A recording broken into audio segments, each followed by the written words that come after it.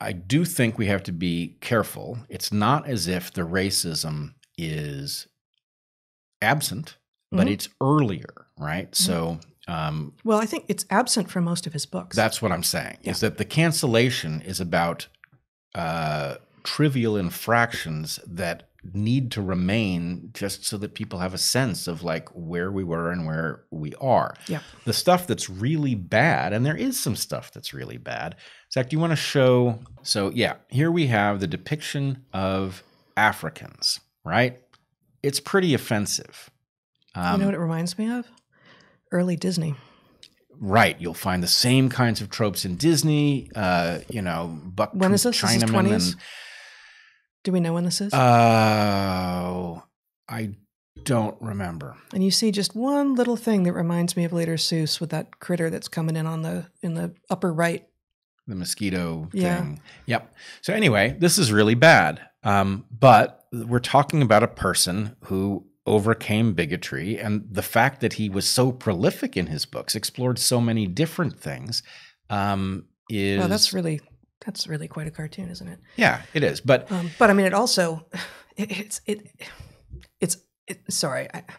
I've never seen this before. And for those people listening, you've got sort of what maybe an African king with a lot of crazy racist indicators, big lips and such. With tropes, you've got the British explorer being boiled. We're not there yet. You've got an African king who has a lot of these racist indicators and cooking a pot with another African at it. A big mosquito comes towards the king. He looks surprised. The white explorer who turns out to be in the pot sticks his head up, not yet cooked, and sprays the mosquito dead with some insecticide, to the joy of the two Africans who it's racist. They don't look as fully human as the white guy does. But it's also the white guy is not the savior here. No. But that does seem to be what the cartoon suggests. But he's also doing exactly the thing. He's doing the reductionist crazy thing of like, well, just kill it. I'm sure it'll be fine. Well, he's being a dummy. He's protecting the person who's having him boiled. So anyway, I think it's much more interesting than that. My point is he's produced this tool that people at the time thought was going to be the amazing saving grace, and this was just pre-DDT. This is exactly the reductionist crazy thing that gave us so many of the problems of the 21st century, where people are now fat and stressed and unhealthy because we've been told that that nutritionists and pharmaceutical execs and exercise physiologists have all figured out the 1, 2, 3 ABC thing that you need to do in order to be healthy. And just take these pills, eat these things, make sure you get enough carbs and this and that and the other, and you'll be fine. And so we land in part in the crazy era that we're in. Okay, it is a cartoon. It is compromised. It may or may not mean various things, but we are stuck with this. It is from an early part of this person's career. It does not appear to characterize his later thinkings about anything. Yeah. And we could make the argument, right? I found that cartoon with a standard Google search. We could make the argument that cartoon is... Did you search like racist Seuss or something? I think I searched African and Seuss. Okay. But in any case, we could make the argument that cartoon is offensive, and it is, and that offense could potentially do harm, which I guess it might. And we could make the argument that it should then be removed from Google, right? No, we shouldn't. It is very important that when somebody says, Dr. Seuss had a racist past, that I can go and I can find that image and I can assess for myself. And when I do that, what do I come up with? Yep, he did. Okay? That then allows me to put the later stuff in context. That is a very important thing to be able to do. Disappearing the evidence is completely unfair. And this is increasingly a trope of this woke nonsense. You will frequently now find journalistic articles in which somebody is reported to have said something racist, but you can't find the quote to assess for yourself whether it is or it isn't.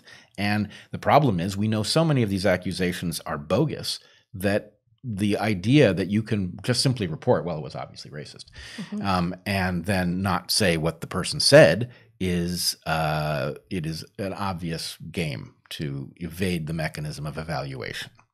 That's brilliant. So says notorious racist Brett Weinstein, right? And I'm thinking back to this chilling thing, in the hallway in that first May 23rd, 2017 event where I'm grappling with these students. I'm trying to get a handle on what they think and what I should say so that they will understand that they've got it wrong. And this one guy, white guy. Not one of your students, one of the mob. Right, one of the mob, somebody I'd never met, says, "You said some racist shit, now apologize." And the point was, you're just going to skip the part where what I actually said could be evaluated. The point is, well, we know you said some racist shit. You know it, I know it. It's like, no, I didn't. Nope. Nobody who's paying attention knows that. So anyway, Zach, do you want to put up the cartoon, some of the anti-fascist cartoons? This is Seuss. This is Seuss from World War II. Pre our entry into the war. Actual anti-fascist. Actual anti-fascist. Okay. So this is Seuss. So and just describe it for people who are listening. You've got a picture of two guys on a stage, a American guy with a America First written on his jacket with a smile, standing tall, if awkwardly, on the stage, and his beard is linked to a guy, a sort of malformed, fat, grinning, apparently German Nazi with a swastika on his belly. And the person in a patriotic American hat is pointing at the beard that links them together. He's like a Carnival Barker Uncle Sam. Yeah, Carnival Barker Uncle Sam is announcing to the audience, and on this platform, folks, those most perplexing people, the lads with the Siamese beard, unrelated by blood, they are joined in a manner that mystifies in the mightiest minds of the land. So anyway, this is one of many anti-fascist cartoons. So again, the date is relevant here. Wait, no, Zach, don't, no, not yet, please. Do we know when that's from? It feels super relevant to the story. Yeah, it is super relevant to the story, but I believe it is just before our entry into the war, in the couple of years prior. Okay, so if that is true, and I really don't like doing this without knowing exactly when that's from. If that is true, that tells a terrific story in which it would appear that Geisel, that Seuss, is basically saying to the American government, "What the hell are you doing? You appear to be on the side of the Germans here." Right, and he does that many, many times. He takes Lindbergh to task. Who was a Nazi sympathizer. He goes after the America First movement, which is an isolationist movement. So, Zach, do you want to show the... okay, here we have an America First guy sitting in his bathtub with Nazi fish and a Nazi crocodile maybe positioned to scrub this guy's back. And it says... I think there's a Nazi octopus and a Nazi lobster too. There are lots of Nazi critters, and basically, and the bathtub is labeled American Hemisphere, and it says the old family bathtub is plenty safe for me. The idea being that we can't hang out in the Western Hemisphere and expect to be safe from the Nazis, but the America First movement doesn't get it. Do the next one, Zach. Okay, now here we have two figures apparently carved into something Mount Rushmore-like. One is clearly a smug caricature of Hitler, and the other is a bizarre and distorted Japanese person that I'm led to understand does not in any obvious way resemble any leader like Hirohito or anything like that.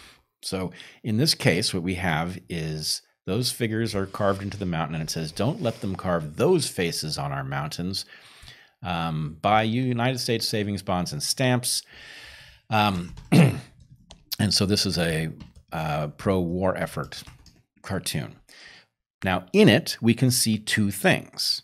We can see that Seuss is anti-fascist, that he is pro-intervention, that he is patriotic, that he has distorted the Japanese villain much more strongly than the German villain, evidencing bigotry. So, what are we to make of a cartoon like this? A cartoon like this contains the full complexity, right? Mm-hmm. This is a person with bigotry early in their life, a bigotry that they later overcome, reference the earlier part of this conversation about Horton Hears a Who. Yeah. So in any case, this is, in many ways, the perfect demonstration of what really happened. In Theodor Geisel's case, we have the receipts. We've got the evidence of what he went through and what he became, what it meant. And you're arguing that the current attempts to disappear the receipts allows any story to be told. Allows any story to be told. And it also, and mind you, I don't think that they are done with the cancellation effort on Dr. Seuss. I think we will see more. But the fact is, central to the whole program of this woke revolution are two contradictory ideas that sit right next to each other, right? That white supremacy is our top priority and we must act against it very strongly. And white supremacy cannot be cured. There's nothing we can do. If you're white, you've got the disease, right? So this story actually tells us quite a bit. It says that you can go from a state of bigotry and you can arrive at a state of an egalitarian, liberal-minded view of the world, and that is a real transition where we can, we can evaluate the man, warts and all, and get some sense of what is possible. But there's a reason that they do not want us doing that. And that reason is that if it is possible to overcome your bigotry, then you would have to ask the question of which of us might have already overcome our bigotry, right? You couldn't just demonize us based on our skin color. You would have to say, well, I wonder if this person has the disease or not. And they don't want to do that. So they need the simplifying assumption that nobody is cured. And in order to get it, they're disappearing the evidence and they are going to fictionalize history. It's enough. We simply cannot allow this to happen. And Dr. Seuss, this is such an obvious example, right? Eskimo fish is what it is. Yes, the term Eskimo is antiquated and not a good term, but we should be able to go look at it and say, isn't that interesting that in whatever year Mulberry Street was written, 50-something, that term was in circulation. Yeah, I think it will come as a surprise to almost everyone that Eskimo is also a term that we're not supposed to be using anymore. But that's maybe neither here nor there. I object, as we talked about early, in the middle of this, to the idea that language changes by fiat. It doesn't.